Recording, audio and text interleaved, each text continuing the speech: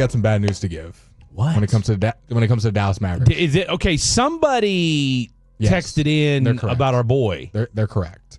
Per our boy Kevin Gray, Jason Kidd told media that Daniel Gafford, our boy, the landlord, sprained his ankle during the first day of Mavs training camp and will be out for 2 to 3 weeks. Per Jason Kidd. Yeah, it's not good. Gonna miss training camp 2 to 3 weeks. But you know when maybe it comes back on you though. Big man and lower body injuries are never good. Because didn't he have an ankle injury at the end of last year too, or was that a knee? I'll look it up. Wasn't that a knee? New guy Jake's a D-Gen, and I love it. That's from the 972. Better than a douchebag, I'll take it. She was offered more money to play in Ice Cube's league. She did. She was offered $5 million to play in the Big Three, and turned it down. In 2025, Gafford has had these injuries. On January 7th, he had an ankle injury. On February 1st, he had an ankle injury. February 4th, he had a shoulder injury. February 10th, he had a knee injury. And that's where we're at present day. You know, I'm a big believer in the Fan After Dark mojo. And, we were the last ones to interview Gafford before he left for Vancouver. We were. I think he literally got on the plane maybe 30 minutes after. Went, changed out of his uniform, and got on the plane after talking to Blake and I. And this is it's Daniel Gafford's birthday today. Oh, is it? Yeah, man, it's the landlord's birthday. Rough day. He'll be back. Rolling your ankle on your birthday on the first day of training camp in a new country. That's tough. That's tough for our boy. That's he needs to just watch our interview then. Good you vibes. know what? Plenty of good vibes. I'll tell you what. Eat some pickles. Drink some pickle juice, and you'll be just fine. Fold some laundry and put on Fan After Dark podcast. If you missed it, at Blake Live _ the Daniel Gafford. He said fold some laundry. If you know, you know. If you've watched the interview. Damn right you do. Damn right. Well, let's get to the good news, Fred. Let's get to the good news. There's a lot of good news. And, of course, another person that got the Fan After Dark mojo is none other than Cooper Flagg. And this is, again, we're on day one was yesterday, right? And so here they are, day two. I mean, we haven't heard anything else outside the Daniel Gafford information, which obviously is not great. But, again, it's an ankle sprain. It's basketball. It's bound to happen. So we'll let that slide for what it is. You got a lot of depth. Hell, there may be a Kai Jones sighting before it's all said and done. If you guys didn't see the video that's on social media, the NBA tweeted it. Tweeted it out. All the Mavs accounts have tweeted it. First day of training camp practice, some of the highlights have come out. First takeaways for you, Fred. For me, Cooper looks like the real deal. Now, it's just highlights. It's just you're not telling me anything I don't already know. It's just the stuff that reporters, all of our friends, and the Mavs posted. But he looks like the real deal. What did Daniel Gafford tell us yesterday?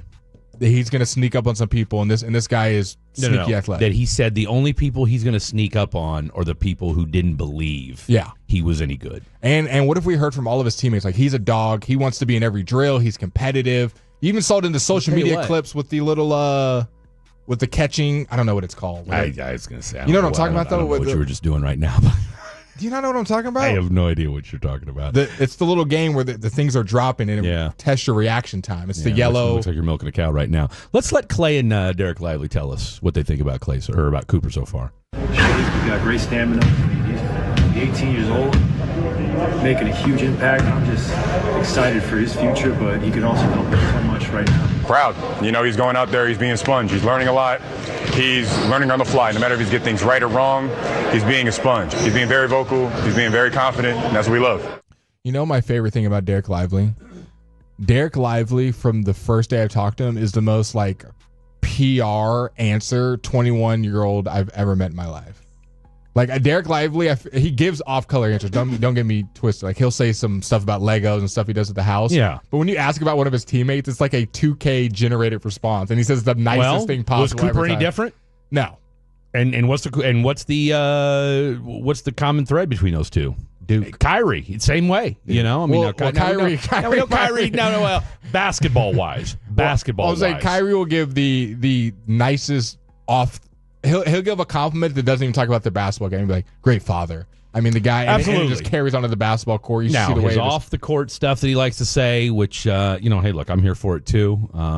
Because I want to say at one point this year on his Twitch, he said that we were living in a simulation, and that everybody was actors. Yep. And then Kyrie also said not to put a timetable on his return, and that he's not ahead of schedule. It doesn't mean has a setback. Jason Kidd also said he didn't have a setback, but they don't want to put a specific date on it. That's the most Kyrie thing ever, though.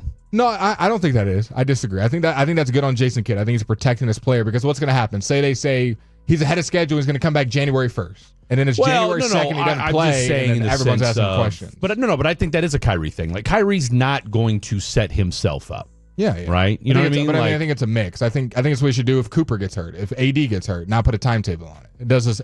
It's good for us. We love it in the media. But if I was part of that team, I wouldn't want that because all you're doing is setting. It's a lose-lose situation. No, because there's already been specation that he's coming back in January. Yeah. Right? I mean, so if he doesn't come back in January, what happened? Then he's having to ask questions about it. And where are you at in the process? So I 110% get it from the Mavs side of things. I know it's frustrating as a fan.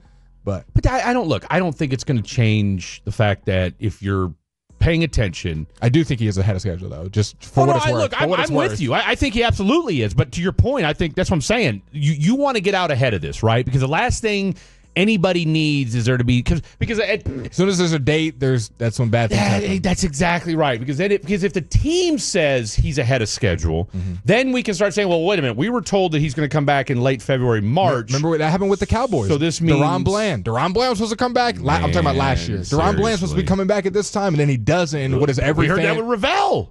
With Ravel, then everybody, all the Tolos, us included, what's happening? They've kept over. I will say this though: they've done a good job with keeping things quiet about Overshown. Overshown, like we all speculated. Squat about the Cowboys have never been like he's coming back Thanksgiving. He's going to be back there Christmas Day. I wonder if he's coming back at all this year. Overshown himself, I think he said he wanted to come back in 2025, before the new year. But it's different if Schottenheimer comes out or Jerry says he'll be ready by Thanksgiving. I have a feeling. I would not. Let's put it this way: I wouldn't be at all surprised if he didn't come back at all this year. I think he will. I believe my boy. Getting through that. Shout out to the Longhorns. But if you missed the clips, go watch it. Make yourself educated. You don't want to be the basketball fan that's talking to your friends at work or your friends. I guess you probably not friends at work. Your coworkers, your friends outside of work. That's what I meant to say. That you don't know ball. Because Cooper Flagg won. The jump shot looks wet. I think we can all agree the jump shot looks wet. The defense might be a 12 out of 10. I mean, I'm going to get on the hype train with Coop. The defense, we interviewed him. We have to. The defense might be 12 out of 10. He blocked your boy Anthony Davis. Nice little block. And didn't hesitate at all. I mean, it was a simple rollover. And Davis, you even see Anthony, if you look closely in the video, kind of looks back and is like, did that just happen? Did that just happen? Because and he went, because let's put it this way. If that's a game, he's taking that ball with him and he's dunking the other end.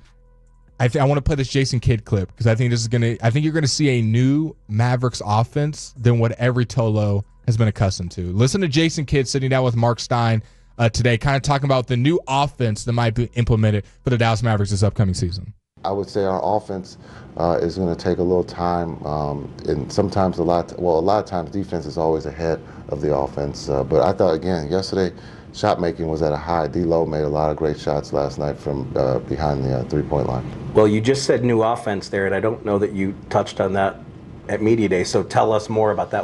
What is the thinking behind tweaking the offense and putting in a newer, different look system? Yeah, I think when talking with Jay and understanding what he's done here in the league as a head coach and as an assistant coach, the offense has always been one of the top in the league.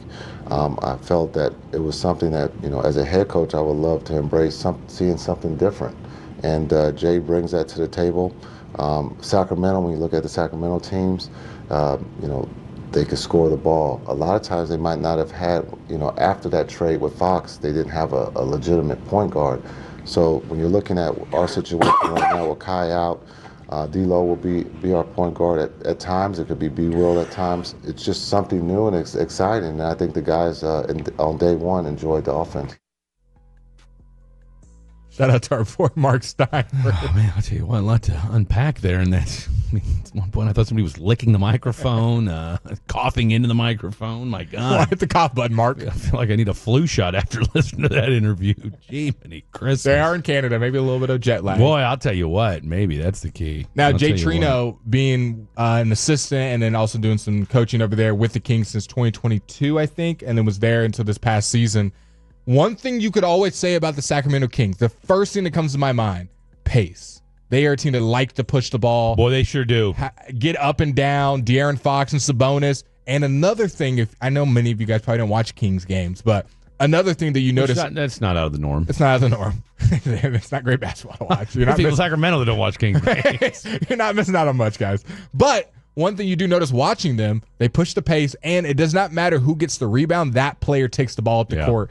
Now, I think you're going to see that with the Dallas Mavericks this year. I think unless it is Derek Lively or Daniel Gafford, if the ball comes off the rim and P.J. Washington gets the rebound, he is now the point guard. He's now the guy bringing the ball to the court. If it hits off the rim and Cooper Flagg catches it, he is now the point guard. He's now the guy bringing the ball to the court. It's not going to be what all of us have gotten accustomed to over the last couple of years of P.J. gets the rebound, Najee gets the rebound, Gafford gets the rebound, and they find Luka or Kyrie. Obviously, Luka's not here. Kyrie's hurt.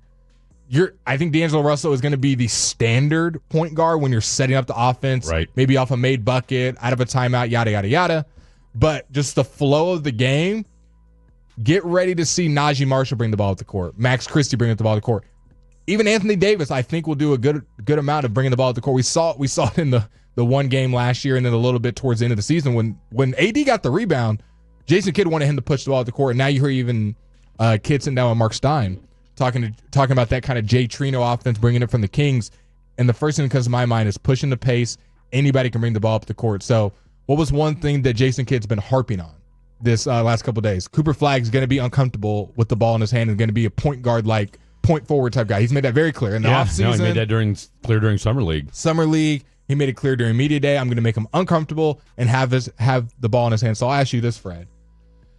Jason Kidd kind of hints at it in media day and just now, and he's hinted at it throughout his whole tenure being a Dallas Maverick, head coach, where Jason Kidd does not mind failures if that means long-term success. He doesn't mind a player failing and or the team losing a regular season game if that means long-term success. That means DNPing a guy playing out of position, them trying some things out, losing regular season games, not caring that much if that means in the playoffs we're a better team.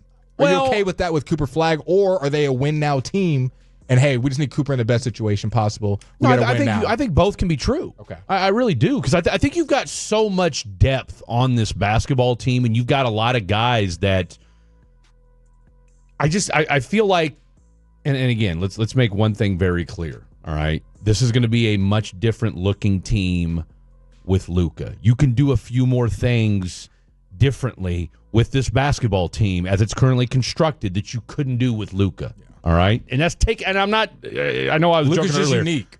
He's a different kind of guy, right? And he's a different kind of ball player. And not to say that you can't move the ball. I would think of LeBron, Harden. You have to mold the lineup around them. Around those guys, right? You've got a lot of interchangeable pieces right now with the guys you have on this basketball team, right? And more importantly is you can force the issue defensively in ways that you couldn't do before, because let's call it what it was. You were 3-on-5, 4-on-5 in some cases, okay? Agreed. I mean, you were questioning Luka's effort night in, night out. Now, you'll probably defensively. You'll probably be 4-on-5 most times if D'Lo's out there. He's not much better defender. Yeah, no. I mean, let's not. He's no Gary Payton. Let's not get that twisted. But you've got some guys in a P.J. Washington, in a Daniel Gafford, in a Derek Lively, who's now 7th. I mean, you've got some serious rim protectors now. I think and a Cooper Flagg. I think that big lineup is going to be used. Oh, yeah, look, I'm telling you right now, that big line is going to give people problems. They sent a poster out. I'll leave you with this, Tolos. They sent a poster out, a promo to fans for season tickets, the training camp schedule, and there were 5 players on the poster, only 5. Yeah. Those players were Derek Lively, Anthony Davis, Cooper Flagg, and P.J. Washington. That's 4 people. Who's the 5th? And Klay Thompson, excuse me. And Klay Thompson. Okay. Do with that information you will. Jason Kidd also said there would be he pretty much insinuated there would be competition at the point guard position. I will say this. He didn't really just say D'Lo's our starting point guard, Klay's our starting 2. He said there's going to be competition. Now, whether that's coach speak or not. I think the one thing we heard on Monday, though, that if it comes true, I think is going to loom uber large down the line is PJ hitting 40% or more from 3-point. He said that's a personal goal. That's a personal goal. Because if you can slot him or Coop into that 2 spot, you need a shooter. So that's the bottom line. One of those guys got to do it. Pete, look, we're obviously on the PJ bandwagon, all right? He's got to knock down shots. Yeah. Okay? Because in that lineup, I mean, Klay's going to do what Klay does. He's going to be more of a perimeter player. You're going to have your bigs and all that stuff situated. Cooper's going to lock people down defensively. He's going to be kind of that rover type or whatever, roam around. Of course, obviously, Lively's going to do his thing. So you got a bunch of roamers. You got a lot of roamers, right? Lively's kind of a roamer. But to your point, PJ and Clay are going to be those guys on the wings, all right? So on the flip side of that, it's like, all right, you're going to be getting a lot of open looks. He's going to have to knock those down. He's going to have to knock those down.